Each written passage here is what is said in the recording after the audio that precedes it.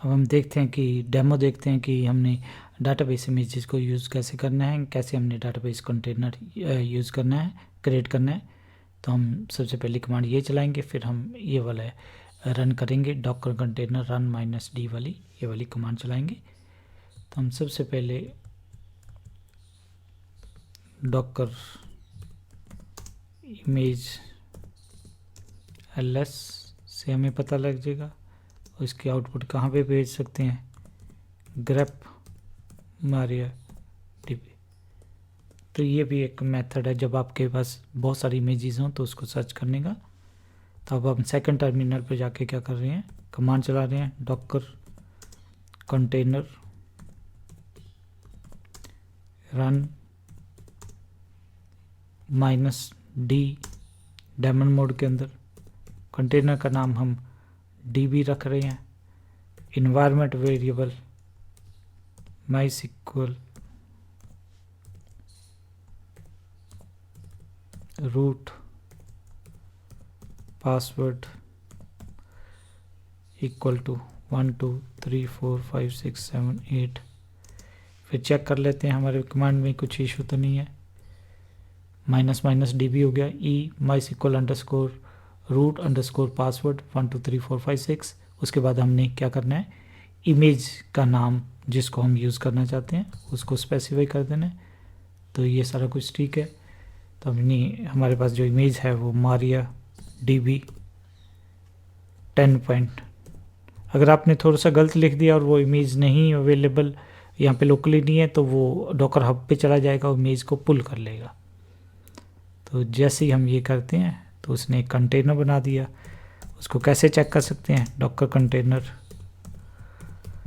ls -a command से। तो ये हमारा जो है वो कंटेनर रन कर रहा है। उस कंटेनर का नाम क्या है, db है, ये कमांड है कितने सेकंड पहले, ये वाला पोर्ट है। अब हमने इसको यूज़ करना है। तो यूज़ करने के लिए हम एक तीसरे टर्मिनल पे चले जाते हैं। तो यहाँ पे हमने क्या करना है, डॉकर कंटेनर एग्जीक्यूट -it, किस कंटेनर को, db। तो वहाँ पे हमने जाना है तो कौन सी कमांड चलानी है, MySQL। तो वहाँ पे कौन स्पेसिफाई करेंगे, क्या स्पेसिफाई करेंगे, ये वाली कमांड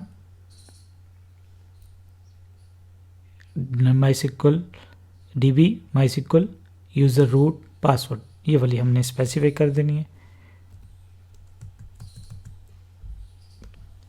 तो -यूज़र इक्वल टू रूट और पासवर्ड।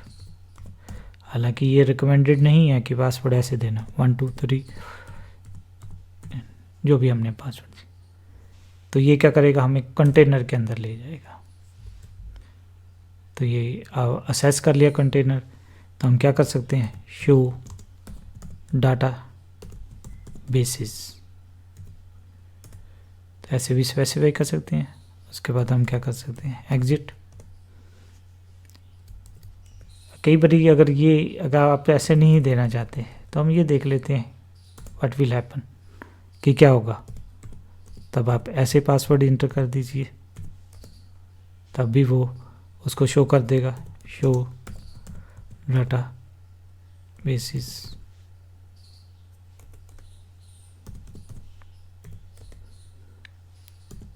तो आपने क्विट कर जाते हैं। तो एक ये मेथड है। और हमारे पास क्या मेथड है, हम यहाँ पे इसकी बजाय क्या कर रहे हैं, पहले हम उसके अंदर जाना चाहते हैं, बैश। तो यहाँ पे आके हम क्या स्पेसिफाई कर सकते हैं, अभी हम कुछ नया डाटाबेस क्रिएट या टेबल वगैरह नहीं करके देख रहे, वो बाद में देखेंगे। अभी हम इन कंटेनर को सिंपल लॉन्च करना है।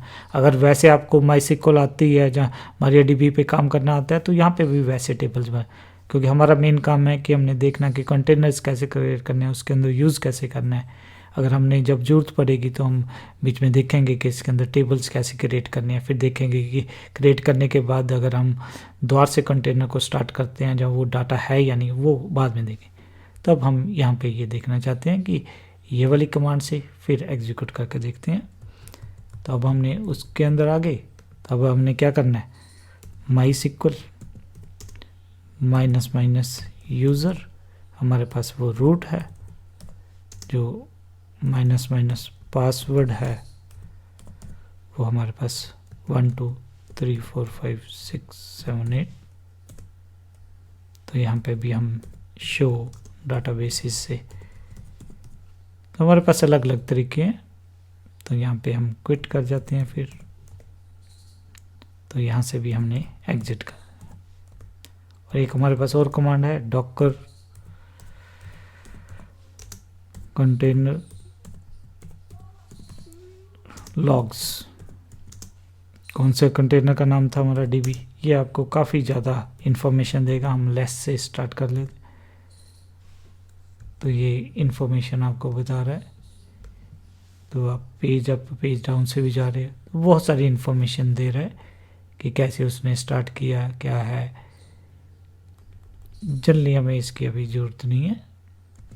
तो किस कमांड से लेस भी लगाने का कोई बेनिफिट ज़्यादा नहीं हो रहा, क्योंकि वो उसको सारे पेजेस को वो दिखा रहा है। तो लॉग से हमें काफ़ी ज़्यादा डिटेल में कि कंटेनर स्टार्ट करते टाइम उसने क्या कुछ किया, ये सारा कुछ हमें दिखा रहा है। अगर हम देखेंगे तो प्रॉपरली ये वाला वो मैसेज कि लोडिंग कंप्लीटेड, ये सॉकेट है, तो ये सारा कुछ वो दिखा देते हैं। हम इसको क्लियर कर देते हैं। तो ये थे हमारे कि सिंपल कैसे यूज़ करना है। हमने अभी एक ही कंटेनर मीन, हमारा SQL क्लाइंट भी वहीं पे था, हमारा MariaDB भी वहाँ चल रहा था।